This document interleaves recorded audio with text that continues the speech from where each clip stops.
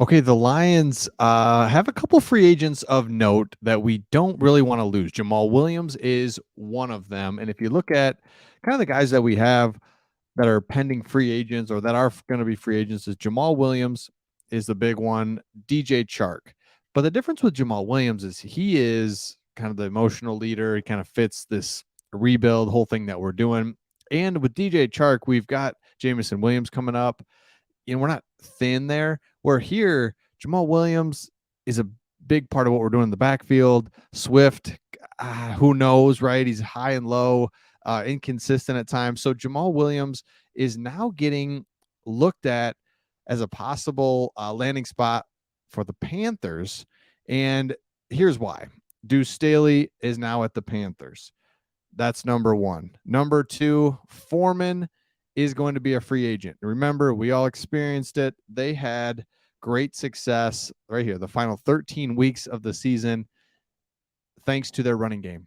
We saw it firsthand. These two guys ran really well. And so with the new coaching staff and Frank Wright, Deuce Staley came out and said, like, we're going to be big, physical, right? What are you going to say? But at the same time, they want to run the ball.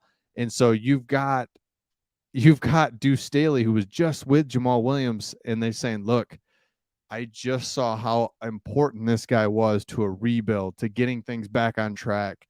He could be huge for us. So Deuce Staley could be talking to Frank Wright, being like, hey, look, we want to rebuild this. We want to get the Panthers back on track.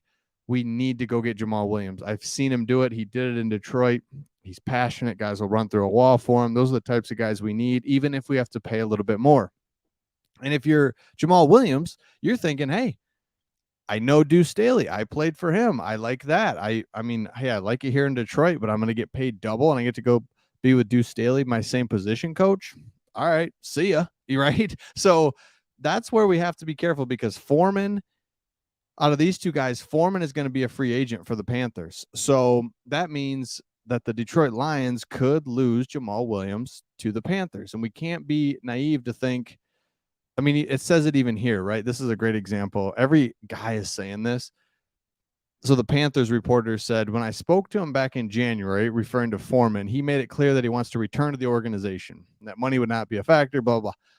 Everybody says they want to return. I mean, unless it's a rare case. But what are you going to say? No, I don't want to. It's like, yeah, I would like to. And I think they truly do. I'd like to stay here. But at the end of the day, if you go from making $2 million to $4 million and you double what you can make or whatever, then you're gone. And that's what free agency is. And that's why you're going to take off. So Jamaal Williams is a good running back, but he's also like average too. Okay. And we can't forget that. He's a little bit old. He's 27. And where I'm going with that is it's going to be hard pressed for the Lions to match something that like a Carolina does, where if they offer him more money than what we can, it's like, I know he's our emotional leader. I get what he's done for us the last couple of years, but it's hard to pay him more money than we should. And I think that's going to be the struggle for the Lions is, man, you're a 27-year-old, getting a little bit older running back. You're not this great running back. You're an average running back. He really is.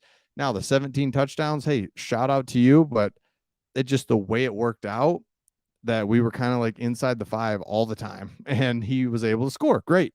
But we can't get caught up on Jamaal Williams and overpaying Jamaal Williams to keep him when a team like the Carolina Panthers might overpay for him. So let me know your thoughts in the comments.